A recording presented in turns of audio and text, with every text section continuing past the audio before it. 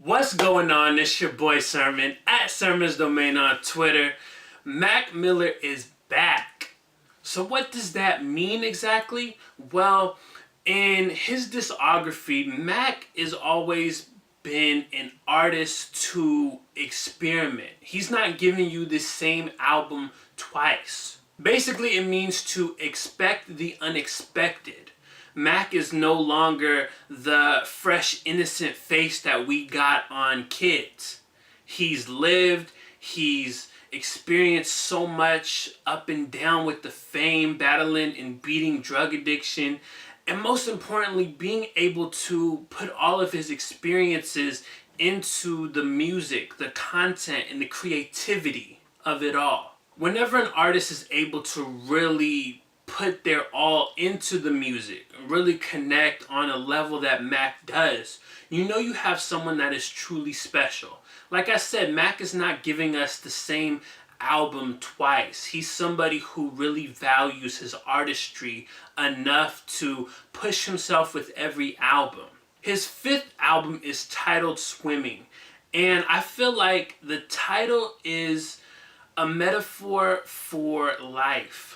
Swimming in most instances is calm and relaxing. I think it shows that you're kind of content in life. And when it comes to life, we're not born with the ability to understand everything that's thrown at us.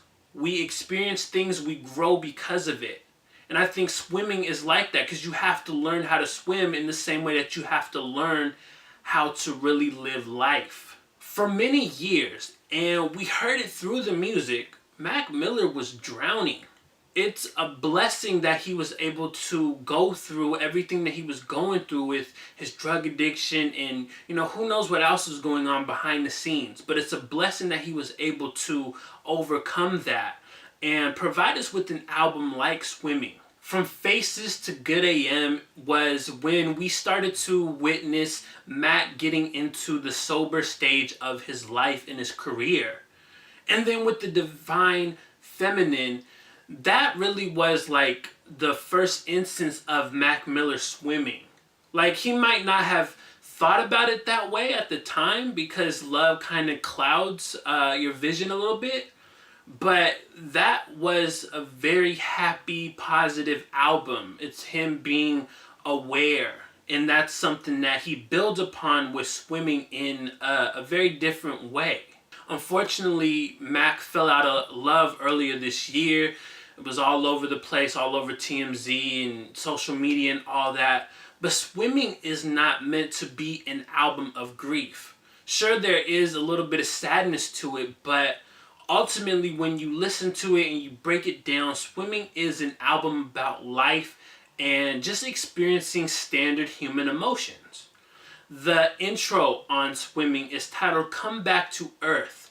This finds Mac going real slow. He's singing and talking about his regrets. He's talking about realizing his regrets and figuring out how to move forward. I think this is a record where he's coming to terms with life itself and understanding how it works. You can't have the positives without the negatives. And that's something that Mac experiences a lot throughout this album. There's a line on the intro where he says, "In my own way, this feels like living." And I think that really does help to kind of reinforce how I interpreted the album. It's like, sure, sometimes we want to escape the thoughts in our minds, but it's all a part of life. He says, "I was drowning, but now I'm swimming." And again, helps to reinforce that swimming is just sort of being content with life. I like to think that Mac is also presenting two sides of the coin throughout this album. Like, yes, we're getting him discussing his mistakes and being honest, but he's also showing that he's aware and or changing. Self-care / oblivion is one of the most brilliant examples of that. Many people think that this record is sort of alluding to his last relationship, and there might be bits and pieces here and there. The point is, Mac is understanding how important self-care is. And then the beat switch to Oblivion is meant to show like how deep in our thoughts we can get. Like Oblivion is the state of being unaware. And when we're in oblivion, oftentimes caused by, a lack of self-care in a sense, going through depression and all of that, when we're in oblivion, we're not necessarily aware of what we're doing to the people around us. Family, friends, relationships. In a strange way, though, Max sounds like he is a bit at peace. And I think the reason is because as an artist, a popular artist, you're always under a microscope. If you do anything, you're put under pressure. Like, not necessarily under pressure, but all your business gets out there. Relationships, if you get arrested, it's all over, plastered all over everywhere. And so being in oblivion makes Mac Miller kind of at peace because he's unaware of what's going on in the world around him. And so there's definitely a good side to Oblivion and a bad side as well. And another thing that I noticed about the album that kind of ties into like Oblivion is on Small Worlds. He says, "The world is so small until it ain't. I'm building up a wall until it breaks." So that first line, "the world is so small until it ain't," I think kind of looks at the fact that an artist, no matter how big or popular, is still human at the end of the day. And if Mac is not on the road recording music, he's just living life day to day. That's when you start to realize like how small the world is. But when he says until it ain't, that's when something bad happens. His DUI, his relationship breakup. Like then everybody knows about it. It's all out there. But on a day-to-day basis, an artist is just a human. And so I think that's what Mac was getting at. And not for nothing, Small Worlds is a very infectious record. Like the way that he has his inflection on the hook, it makes you just want to like rap along to it.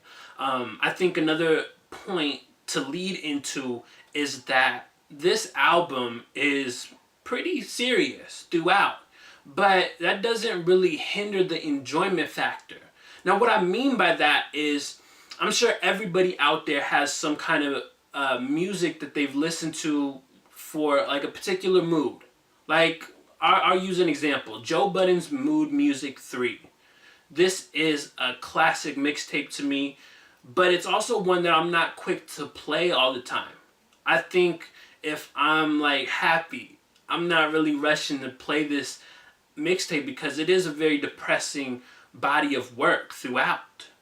And so I look at it like Mac is not really hindered by that. Like, yeah, the album is serious, emotionally heavy, but at the end of the day, it's still creative and there's still instances of fun throughout. Another record on here that I really like because it has like a bounce to it. It's got like a vintage Mac Miller feel, and that's What's the Use. It's probably the most dance-friendly record on the album, I would argue. I wouldn't be doing this review any justice if I skipped over the best song on the album. 2009 is the type of song that you just don't want to end. It starts out with this grandiose build-up that comes like straight out of a movie. Like if you were to put this at the beginning of a movie or right before some kind of like intense scene, I think you would have something very special. Like this is a magnificent production. And then it gets into like, it's able to tap into nostalgia without necessarily getting into one particular memory. Like when I'm listening to it, I was like, damn, this beat really like, it gives me chills and it also kind of just brings me back. But not necessarily for one particular memory. You know that feeling when you feel like you could cry, but you gotta like fiercely like blink so you don't? Like you can feel it coming if you allow it. And you're just like, no. That's how I felt when I first heard this song. I'm like, damn, this production is amazing. Getting into the lyrics aspect, Mac says a lot of things that will relate to his listeners. I know I felt it when he said, I don't have it all, but that's all right with me. Acceptance is a hard thing to master. It's something that many of us might never come to terms with, but it's something that Mac has come to terms with. He might not have it all, but that's all right because he's content with where he's at in his life, in his career. Sometimes I wish I took a simpler route. Instead of having demons that's as big as my house. I felt that. I really did. I think everybody would prefer to have a simpler route to their dreams, their passion, to whatever they desire out of life. And unfortunately, it's not always that way. I think it's all for the better in the long term. Everything that anybody is going through is meant to make them stronger. Not to get all like, deep and preachy, but that's sort of what I've adopted in life as I continue on this journey. So as you can tell at this point, the review for Swimming is getting pretty long. I think that is all because Mac Miller created an album that is worthy of discussion. This is an album where he essentially addresses everything that's happened in 2018 in a way that doesn't just like put it out there. This is not Mac saying, yeah, I went through this and, I went through this. No, this is Mac taking those situations and using them to his creative advantage to make music that feels more evergreen than anything. I like that approach because I don't really need Mac to say, yeah, I broke up. Yeah, I got the DUI. Like, he alludes to this stuff.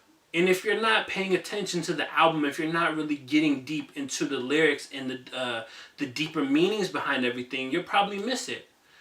But for me, listening to this album over and over again, I would say like 20 times. I've had this album for about a week before it came out. Over 20 times I've listened to this album and really dissected and broke it down to the best of my abilities. I'm confident in saying that Swimming is a top 3 Mac Miller album. I think at this point I'm willing to put it at number 2, with number 1 being watching movies with the sound off. Definitely, Swimming is easily one of the top 10 releases of 2018. One final thought that I had was, I like that we are able to interpret music differently. One of my friends over at DJ Booth, her name is Donna, she wrote a review for this album as well, and her interpretation of the album is different than mine. And still, both of them sound right. My take sounds right, her take sounds right, and I think that is yet another testament to how creative and how much of an artist Mac Miller truly is.